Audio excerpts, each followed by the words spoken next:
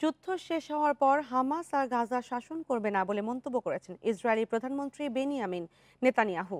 মঙ্গলবার গাজা পরিদর্শনে গিয়ে এক ভিডিও বার্তায় তিনি বলেন, ফিলিস্তিনের স্বাধীনতাকামী এই সংগঠনের সামরিক সক্ষমতা ধ্বংস করা হয়েছে।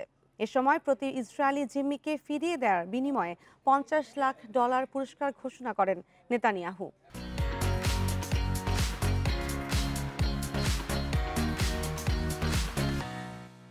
এদিকে গাজার বুরেজ ও নুসাইরাত শরণার্থী শিবিরে ফিলিস্তিনের ওপর হেলিকপ্টার ও ড্রোন থেকে ফাঁকা গুলি ছুড়েছে ইসরায়েল।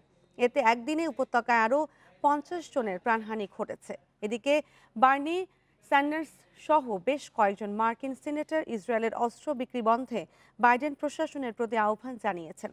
গাজার নৃশংসতায় যুক্তরাষ্ট্র মূল ভূমিকা পালন করছে বলে অভিযোগ তাদের।